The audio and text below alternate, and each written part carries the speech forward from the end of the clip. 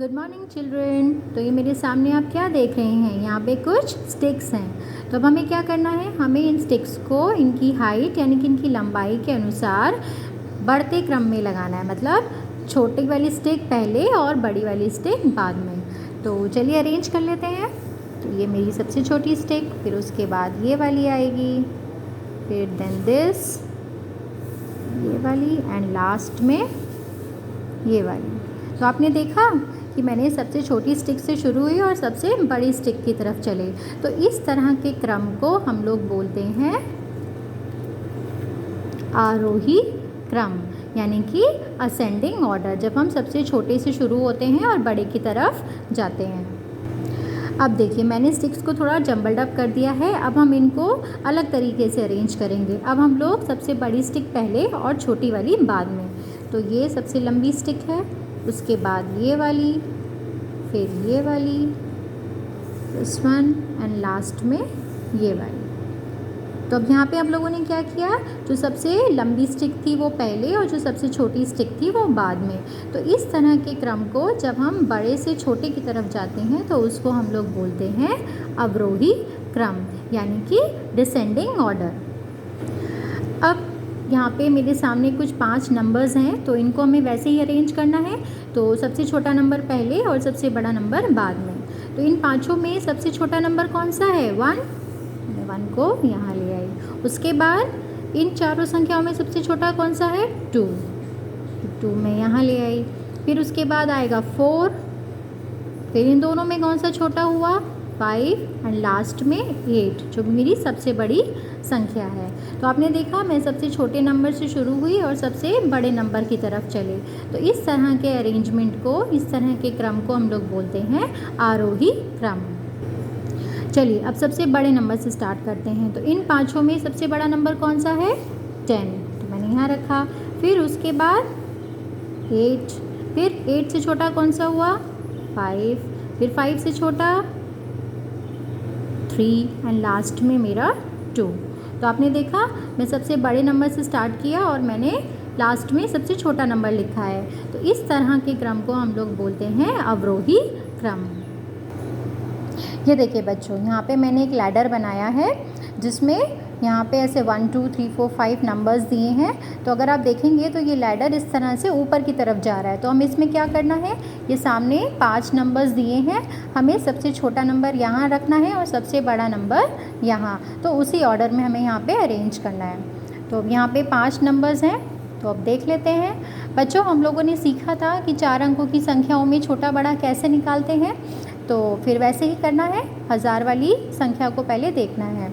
तो अगर आप देखेंगे तो यहाँ पर 1000 में है 3, यहाँ पर है 4, फिर यहाँ पर भी 3, यहाँ पर 2 और यहाँ पर 3। तो मेरी कौन सी सबसे छोटी संख्या हुई, ये वाली, क्योंकि इसकी 1000 में क्या है, 2। तो मैंने इसको उठा के फर्स्ट स्टेप पे रख दिया। अब मेरे पास बची ये 4 संख्याएँ। तो अब इन 4 नंबर्स में फिर से देख लेते हैं। तो यहाँ 1000 में है 4, यहाँ पर है 3, यहाँ पर भी 3 और यहाँ पर भी 3। तो अब इन चारों में अगर आप देखेंगे तो यहाँ 1000 में है 4 और इन तीनों में 1000 की संख्या है 3। तो यानी कि 4 बड़ा हुआ, तो ये मेरी सबसे बड़ी संख्या हुई। तो मैंने इसको उठा के यहाँ सबसे लास्ट स्टेप पे रख दिया।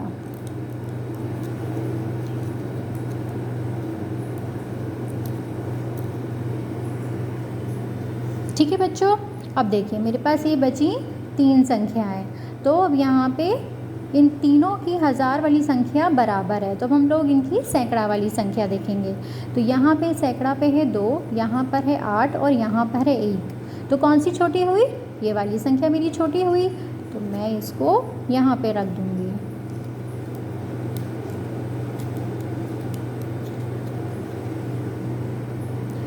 अब मेरे पास बची ये 2 संख्याएँ। तो इन दोनों में 1000 वाली संख्या क्योंकि बराबर है तो हम इनकी सैकड़ा वाली संख्या देखेंगे। तो यहाँ पर है 2 और यहाँ पर है 8। तो मेरी ये संख्या छोटी हुई, मैंने इसको यहाँ लगा दिया। एंड लास्ट में मेरे पास बची ये वाली संख्या, तो मैंने इसको यहाँ पे 4th स्टेप में लगा दिया। तो देखा आपने, मेरी ये लैडर कंप्लीट हो गई।